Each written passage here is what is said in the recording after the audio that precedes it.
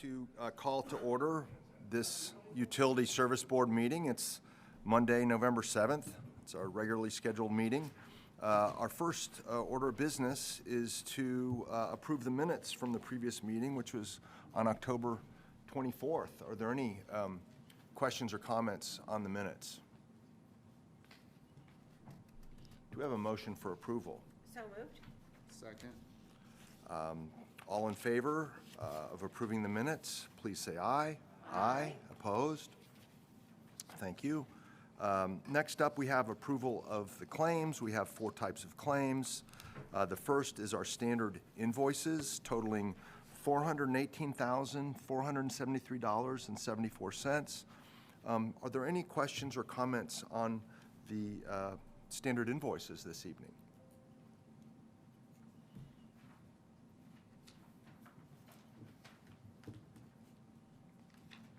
Do we have a motion for approval? So moved. Second. All in favor of approving the standard invoices, please say aye. Aye. Opposed? Next up, utility bills totaling $10,931.67. Did I get that right? Yep. Okay. Any questions or comments on the utility bills? Do we have a motion for approval? So moved. Second. All in favor of approving the utility bills, please say aye. Aye. Opposed? Next up, we have wire transfers totaling $483,308.64. Are there any questions or comments on the wire transfers? Do we have a motion? So moved. Second. All in favor of approving the wire transfers, please say aye. Aye. Opposed? Thank you. And finally, customer refunds totaling $310.85. Are there any questions or comments on the customer refunds? Do we have a motion? So moved. Second. All in favor of approving the customer refunds, please say aye. Aye. Opposed? Excellent. Next order of business is approval of the consent agenda totaling $33,550. Vic Kelson. Good evening, Vic Kelson, Utilities Director. I'm happy to bring the consent agenda. There are 3 items. The first is to Potomac Electrical Services Incorporated. It's $13,550 for high voltage circuitry and automatic transfer switch repairs at the Blucher Pool plant. The second item is to Heflin Industries for $10,000. This is the first amendment to increase the on-call services agreement. And then the last is to Commercial Service of Bloomington, another $10,000 first amendment to increase the on-call services agreement. Would any of the board members like to consider any of these individually? Hearing none, if there's no opposition, the consent agenda will be approved as recommended by staff. Hearing no opposition, the consent agenda is approved. Thank you. Thank you, Vic. Next up, we have a request for approval of an agreement with Building Associates Incorporated for the Monroe Water Treatment Plant Filter Media Replacement Project, not to exceed $2,104,900. Dan Hudson. Hi, for the record, I'm Dan Hudson, the Capital Projects Manager for the City of Bloomington Utilities. And I'd like the board to approve an agreement with Building Associates to replace the filter media at the Monroe Water Treatment Plant. That also includes repair of the concrete ceiling, replacement of the lighting, and replacement of the air handling system for $2,104,900. I'm open for any questions. Yes. I just wondered whether the appurtenances were really expensive because the other stuff, you know, it's just, yeah, all right. We got some filters and some fans and some lighting.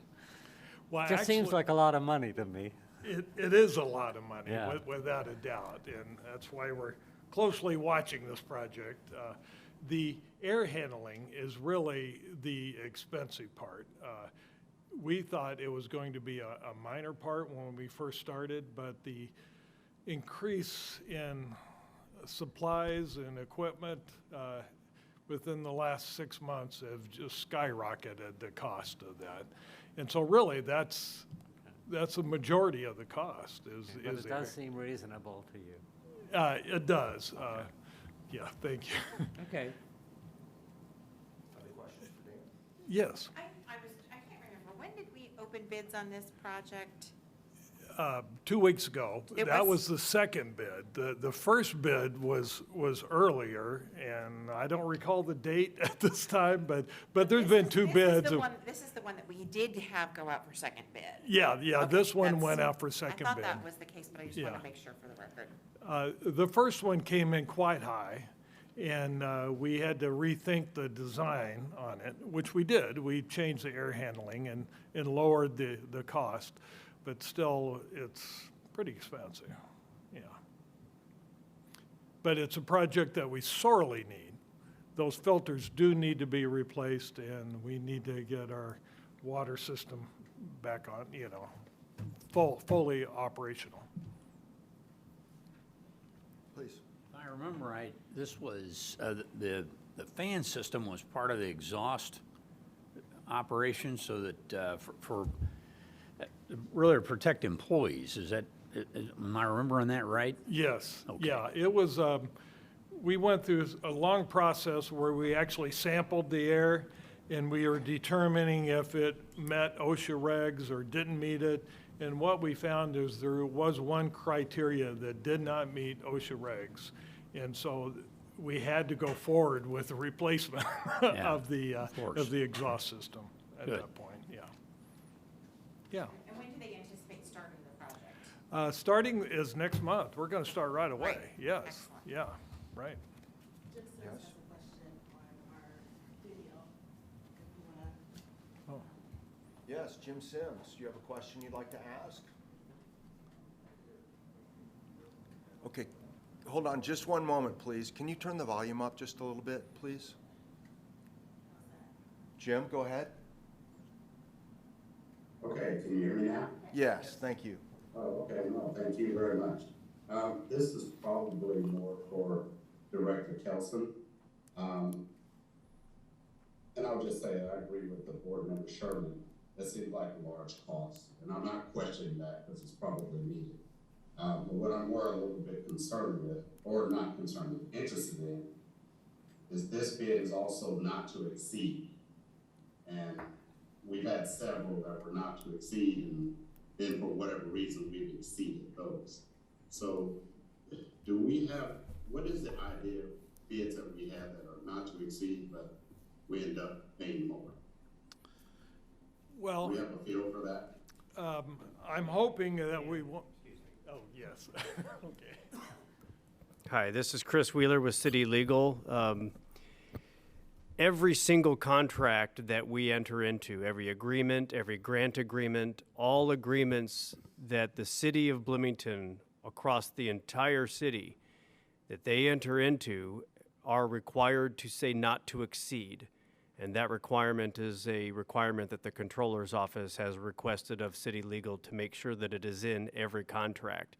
But that doesn't mean that from time to time, once we get into a project, things that might have been assumed are incorrect, or things that we didn't know about pop up, and it becomes necessary for us to amend an agreement and increase the cost by a new not to exceed amount. So that's why sometimes, even though we do agree that it's not to exceed, there are times when we end up amending agreements and going beyond that original cost.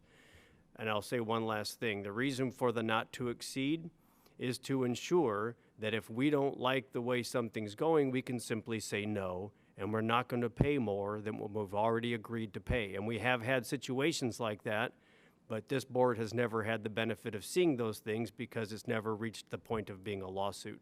We've simply told them contractually, you didn't follow the rules, and we're not going to pay you. Okay, thank you very much for that clarification. Any other questions, Jim? Okay. Oh, no, I'm fine, thank you very much. Thank you. Back to the board. Any other questions? Back to the present board? Yeah, all right. Then, Dan, if you would, we'll consider the question if we have a motion. So moved? Second. Okay, all in favor of approving this request for approval of the agreement with Building Associates for the filter media replacement? Please say aye. Aye. Opposed? Thank you. Next up, we have old business. Any old business from the board? Any old business from staff? Any new business from the board? New business from staff? None? We didn't have any subcommittees since the finance, the last meeting. Staff reports, I'll bet we have a staff report. We do have a staff report. James?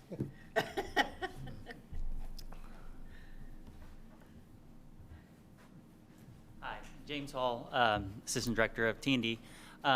Today I would like to introduce and recognize Mike Hobbs. He recently retired from CBU after 36 years of service to us in the city, helping us install water mains, sewers, and all other kind of stuff in our city. So I'd just like to recognize Mr. Hobbs.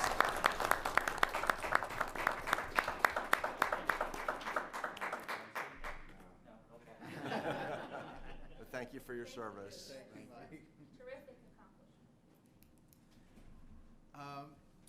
The second thing is we did do that first facility tour after the board meeting about a month ago.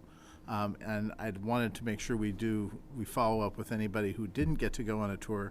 We can either do those in small groups, we could do it as a larger group. I'm happy to do them individually if that's the best way to do it. So I'll ask Latrina to reach out to everyone next week or this week and see if we can start setting things up for the next couple of weeks. I'll also set it up so that we can get into the Winston Thomas property to go walk around out there. I still feel foolish about the gate being locked. So we'll do that. But I do want to make sure that we follow up on that. The next thing is that the council has taken up the proposed amendments to the sewer and stormwater rates and fees. They did first reading last week. They did not assign it to subcommittee, so it will not be heard in committee this week as we had expected. It will go straight to the public hearing on the November the 16th at 6:30. So we'll have the public hearing and final action that night, on the same night. So that will be a week from Wednesday. So we will not be on the agenda this Wednesday. The third one is I had a pleasant visit from Sam Frank today.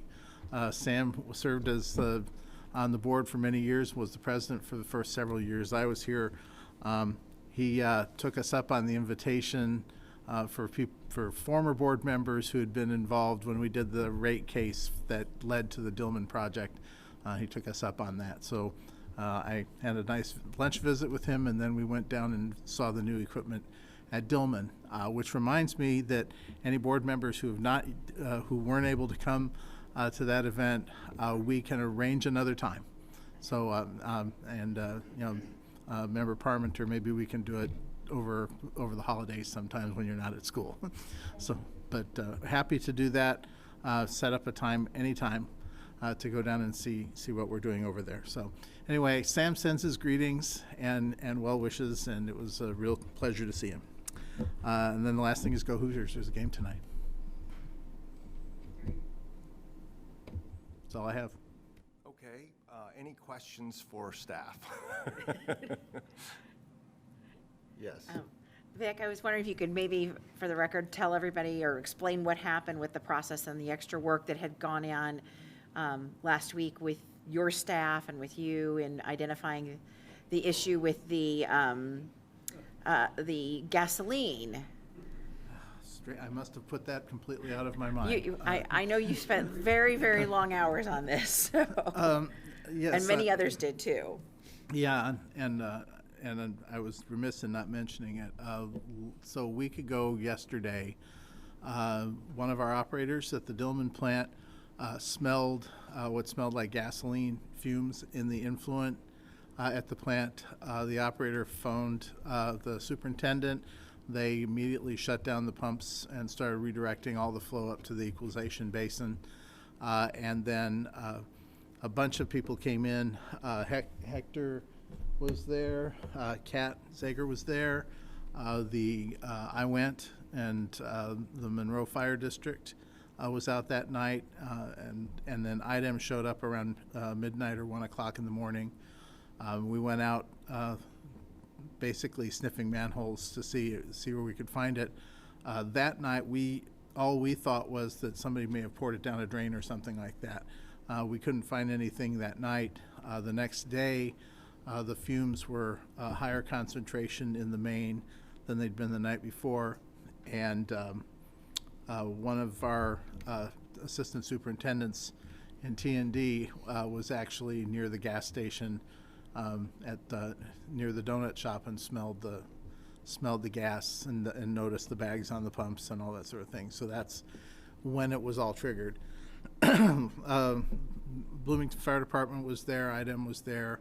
IDEM had a contractor there. They immediately started trying to pump the gasoline out of the tanks, and began all the remedial actions at that time. So, but there was free product in the creek that was blocked by booms in the creek, and it was quite an operation. And I just really would like to commend all of our staff for all the work that they did, because a lot of people put in a lot of extra hours really dealing with a situation that was dangerous and scary for all of us. I also like to thank the Monroe Fire District and the folks from IDEM and their contractors and the Bloomington Fire Department for all the work that they did on this. And Chief Moore was out there quite a lot. He took on once we knew it was at the gas station and they blocked all of that off, Chief Moore was very instrumental in running the incident command at that location, because there was definitely a fear of fire at that point. So I think everybody handled things well, and it was a real team effort out there. And I'm sorry I didn't say it before. Well, that's all right. Those kind of things, you almost want to put them out of your head. But I had a couple of questions. That the response was, as you outlined, was complicated, and it required lots of different agencies to kind of jump into action. Do we have an SOP that with checklists to kind of go down, or do we rely on the expertise of you and the plant managers and lots of others that have this experience? What I've learned in past emergencies is that the smart thing to do when you have something like this happen is do an after action review and develop an SOP. So because this will happen again, it's bad, but it may be 5 years, 10 years, maybe tomorrow. And you don't want to miss any of those belt loops that went so well the first time, and capture those lessons learned so that we can be on it even better than we were this time.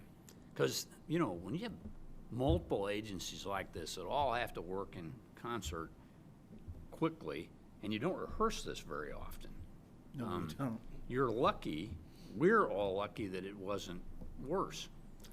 And so I just wonder whether we have SOPs for different kinds of these calamities that occur. So we have done incident training here in the past. We haven't done it since we have the new assistant directors here, so we should go through that again. But we have done incident training in the past. Chief Moore brought up the need for an after action review, and we'll be doing that in the next week or two once everybody's in the right place to do it. But we will be doing that. If there was the one thing I think that we didn't do that I think would have been useful on that first night would have been to call BFD the first night. When we called the fire department at Dillman, we're not in the city. So when the plant called the fire department, they got the Monroe Fire District, and that made sense to me at the time. But how did we not know? At that point, we assumed that the issue was closer to the plant, so we were focused on that. It would have been useful to have BFD there that first night, and and, you know, we'll keep that in mind, certainly. That's one of the things that I would really take away from this. Well, that's good. When you do your after-action review, if you're calling a group together to say what went well and what we need to improve and capture, I'd be happy to attend that if I can. I don't know if other board members might want to show up and listen along. I'll mention that to the chief. Yeah, thanks. Yes. So just to confirm on all of this, Vic, number one, this was nothing that CBU did. There was nothing that happened on our end of this project. It did not happen on our end. And it was, I mean, in my estimation, again, from reading the press release and hearing, you know, what was happening around town, it was negligence on the owner of the gas station's part that basically caused this spill or caused this accident that was unfortunate, because it's definitely taken its toll on our staff and different people, you know, from the police department, the fire department, everyone involved. But then also what's going to happen here long-term with the gasoline that's in the soil. And I can see Chris Wheeler. Hi. Well, I was Is- gonna Isn't it say strange? Vic's like, can I defer this one? I was just going to say, I would be hesitant to say negligence. I Yeah, would isn't say it- that there was a failure at the gasoline station that led to the Okay. spill. Yeah, there's going to be ongoing discussion and investigation as to the cause of this, and at this point, it would be inappropriate for us to speculate on what level of issue there might have been and who did what wrong or right at this time. So I'm going to try to press the pause button on those kinds of speculations. But you were right from the very beginning that there was nothing on the city's side that played a role in causing any of the issues that occurred that night. And so then whose responsibility is it to follow up with that particular business owner? Is that on the We're- city? we're Or is looking- that on the state or No. IDEM? Well, or, you know? IDEM certainly is involved and dealing with the company that owns the Okay. property that runs the gas station. But the city of Bloomington and the legal and risk team are already looking into it. That's great. Yes. Thanks.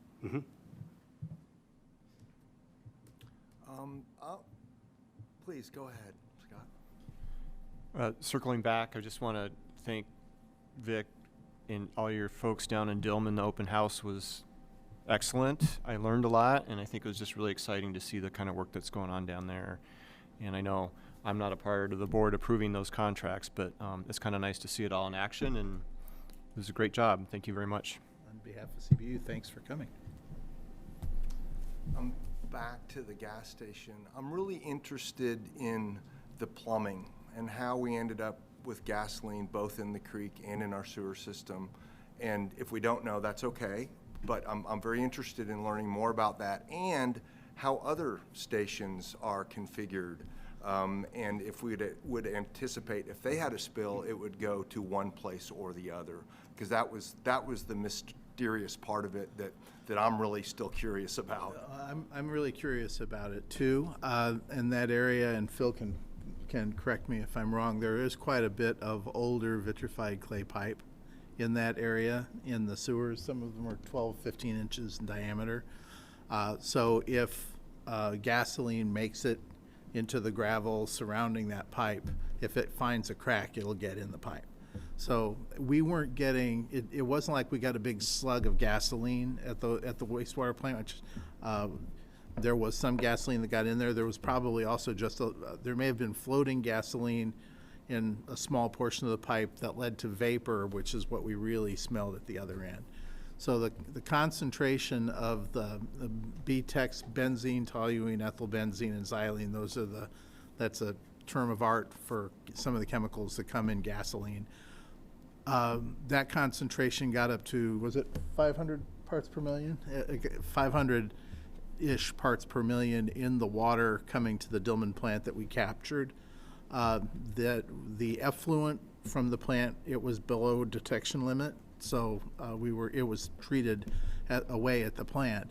The water that we collected in the EQ, we eventually processed back through the plant. So Our guess is that there was a crack in a pipe or a loose joint or something, and that when the gasoline came in contact with the pipe, some of it found its way in.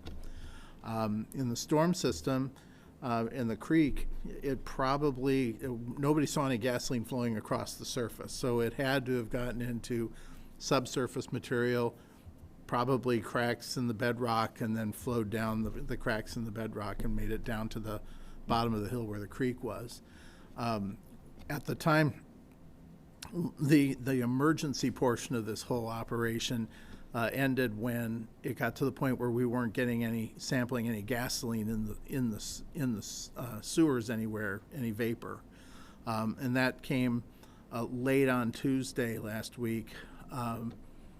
The last two locations where there was gasoline vapor in the manholes were right next to the creek, up close by the service station, but not real close, maybe a couple of blocks south. But there were two manholes that were close to the creek, and they were the last ones that showed any vapor. So, but yeah, our guess is that it's the usual I&I thing. It's small leaks in the system, and when there was gasoline present, it got in there. Now, as far as other gas stations, it's probably something that we might want to look at or identify where we have major infrastructure, major sewer or stormwater infrastructure near existing gas stations, just so we can be on the lookout. So it was an infiltration issue in this case, not an inflow, and We hope not, we don't yeah. want that, and we would assume that other gas stations, we wouldn't have that occurring. If it occurred at all, it'd be infiltration the same way, right? Yep. So that's good. That was what I really wanted to understand is that it wasn't a direct inflow to the sewer system. Not that we want it anywhere, or we don't want it in our stormwater either, but we don't want it directly. We wouldn't want a route directly into our sewer from a gas station. It would have been a lot worse if we'd gotten 50 gallons of it coming down the pipe. It would have been a lot worse. Were there any natural resource damages noticed on Clear Creek? That I can't speak to. Kat, anything on the creek? Any dead fish or anything? Yeah, DNR did an assessment of fish killed there. They said it was actually fairly mild.